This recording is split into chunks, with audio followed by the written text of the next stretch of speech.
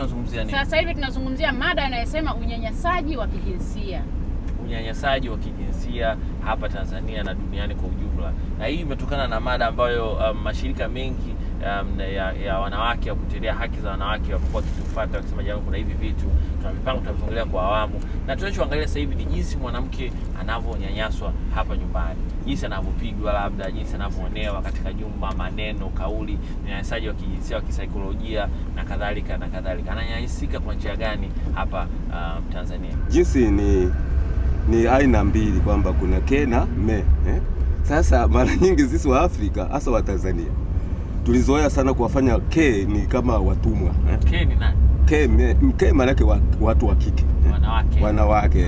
Kwa hiyo jinsi maana yake ni ke au me. Sasa tumekuwa na tabia moja ya kufanya wakina mama ambao ni jinsi ya ke, kwamba wawe watumwa wetu. Kwa hiyo tunawafanya kama wawe ni watu ambao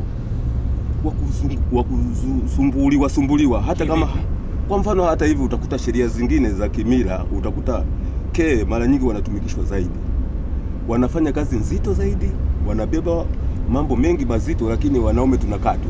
Kwa hiyo hii inakuwa kama tunawanyanyasa wakina mama. Kama wewe una nguvu zaidi na una uwezo, unahisi kwamba una uwezo kumpa ile haki, ukamnyima haki yake kwa kujua wakati mwingine au kwa kutokujua. Okay, unyanyasaji unafanywa vipi katika jamii yetu? Na tupe tu mfano mmoja wa wile unyanyasaji wa kijinsia, mmoja wa mbili. Mfano mmoja, kuna baadhi ya makabila wanaume wanakuwa na haki zaidi kuliko wanawake. Kwa hiyo hata haki ya kumiliki mashamba, haki ya kuuza, kutumia hela. Kwa mimi nadhani hii ilitakiwa tujaribu kubadilika, kwamba wote ni binadamu. Bila ke bila me hatuwezi kwenda, kwa sababu wote ni binadamu. Kwa hiyo mimi nadhani tuheshimiane tu, kwamba mama ni mtu na lazima apewe haki zake zote. Kwa hiyo kuwapigwa kina mama kwa kweli yalipitwa na wakati. Kwa mfano, kuna sehemu fulani wanasema kwamba ukizaa mtoto wa kike manake umeuza ukoo, maana hana ukoo. Sasa jambo ambalo kweli mpaka pale anadharauliwa mwanamke. Mwanamke ana ukoo wake, lakini kwa sababu kazaliwa ni mwanamke anasema hana ukoo. Sasa tumuite yeye amezaliwa katika ukoo gani? Hiyo moja wapo. Kwa mfano, kitu kingine ni kwamba masuala ya kurithishwa katika familia, kutokana na hali hiyo, urithi, amezaliwa kwa mfano mtoto wa kike ndio wa kwanza katika jamii ile, utakuta kwamba yeye haisabiki kama ana haki pale. Kwa matokeo yake anaweza kapewa masuala urithi mtoto wa tatu ambao ni wa kiume. Unaona, sasa unajiuliza inakueje, kwa sababu mtoto wa kwanza ni wa kike.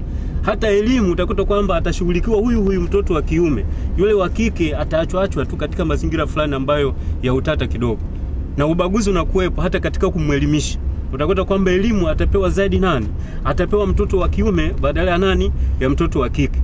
Kwa hiyo mimi ninavyofahamu kwamba unyanyasaji wa kijinsia ni kwamba kuna ile ukiukwaji wa haki za kibinadamu. Je, ni sema unyanyasaji wa kijinsia? Naam? Kumpiga mke wako.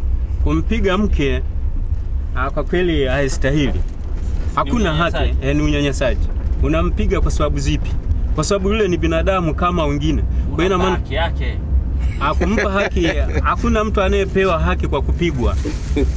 Hayupo hiyo. Kwa hiyo makabila kada ziwa ambayo yes, kama kuna makabila fulani anafanya vile, basi inategemea. Wake zenyewe wanasema wasipopiga wapendi. Asawa, inatokea kutokea hivi kwamba na kina mama wengine nasema ameolewa na mwanaume ambaye ni mpole, hapigi. Kwa hiyo anastahili, anaamua afadhali atoke kwa mwanaume kwa sababu hajawahi kupigwa hata kofi hata moja. Sasa hiyo nayo inategemea huyu mwanamke ametoka katika jamii gani. Kupiga sio kutatua tatizo. Ile ni kuleta vurugu zaidi, kwa sababu atakuwa na chuki zaidi. Sasa mtu anapotendewa jambo baya huwa hawezi kuelewa kwamba akusajidie nini wewe unayemfanyia kile. Atakuwa na chuki zaidi. Na hata katika psychology kwamba mtu unapomfanyia mabaya hawezi kukuelewa, ni lazima umwelekeze. Hata katika mambo ya Biblia wanasema kwamba tuwaendee watu katika haki.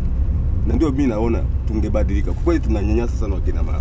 Na vile kwa mfano labda kwa sisi akina mama majumbani humu, ni kwamba huo ukiukwaji wa kijinsia inategemea kama hivyo kikabila au kidini. Mimi hapo nashindwa namna ya kuelezea, lakini ninachosema ni kwamba labda nyinyi wenyewe tu mpangane ndani ya nyumba kimaelewano. Kwamba baba mimi nisaidie kazi fulani, mama wewe fanya kazi fulani.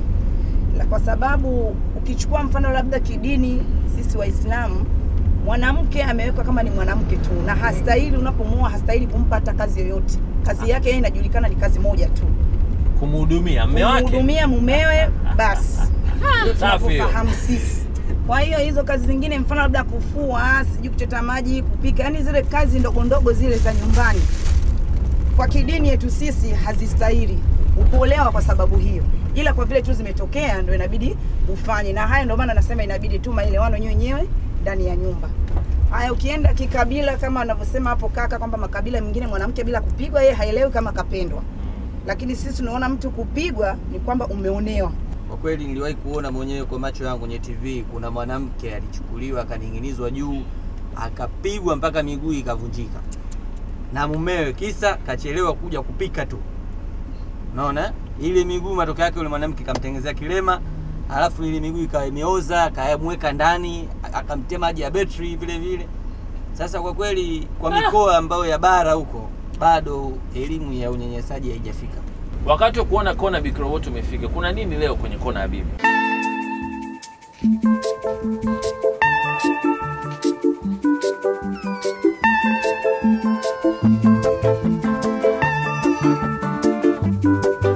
Mama Kingea, ina maana paka sasa chakula bado? Sasa nitafanyaje? Nimeamka asubuhi nimeanza kusombelea maji. Nimemaliza kusombelea maji nimefagia. Baada ya kumaliza kufagia nimeenda gengeni. Hiyo ndo kazi yako. Inatakiwa ulete chakula mama kwanza ameona.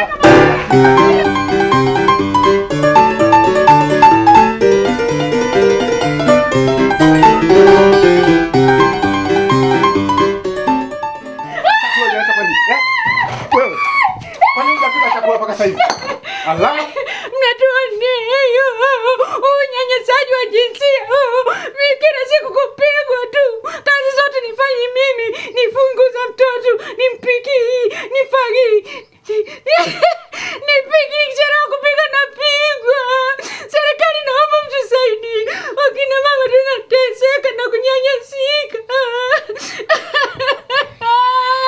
Nyuzi za kitaa, hata nyuzi za masupastara, kila kona tapita, chakita kwa barisha tu. Wewe yule ye wote. Mambo Big Robot umeyaona sasa, mada inaendelea. Kwanza mwanamke ni mtu mmoja, ni mpore sana. Sio wote. Wote. Mtu anaitwa mwanamke tu, sauti yake inakuwa ni ndogo sana kwa mwanamume. Na mwanamke siku zote anatakiwa awe chini ya mwanaume, asiwe juu.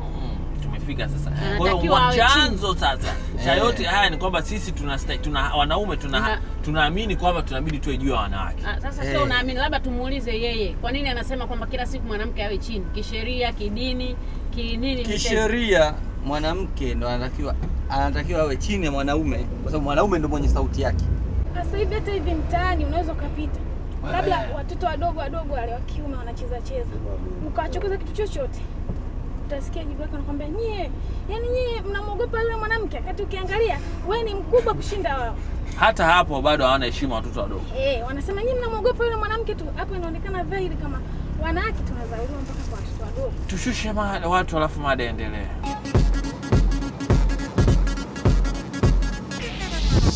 Tumerudi kipindi daladala, ruti inaendelea, watu wameshuka, wengine wamepanda, mkuta mada inaendelea. Na ninachozungumzia ni unyanyasaji wa kijinsia hapa Tanzania. Kwa nini upo, unatoka wapi, chanzo ni nini, tufanye nini kuondoa huko unyanyasaji wa jinsia uko katika kwa njia gani? Za pale mume ana mali, anafariki, ndugu anatokea kunyanyasa upande wa mwanamke. Kwa mfano unakuta mwanamke labda anatafuta kazi, sasa anaenda pale na certificate zinamqualify kupata kazi, lakini sasa mpaka atoe rushwa, na rushwa yenyewe ya kimapenzi zaidi inakuwa. Sasa ile inamweka katika wakati mgumu zaidi. Na ukizingatia maisha ni magumu, sasa mwingine anakuwa na jinsi, na hii inaweza ikapelekea kupata magonjwa ambayo inaweza kapoteza maisha, then baada watoto wanahangaika. Au mwingine anapata vizuri kazi, lakini anafanya kazi yake vizuri, lakini hata mwaka unaisha, hata miezi, lakini baadaye inakuja kujitokeza. Anapokataa bosi, basi ataanza kumnyanyasa, kuwa mkali, nini, yani mwanamke wa Tanzania ananyanyaswa sana. Kwa kipindi hiki naweza nikasema si sana, kiasi fulani nao, yani imesaidia, elimu nayo imesaidia, wameweza kujitambua.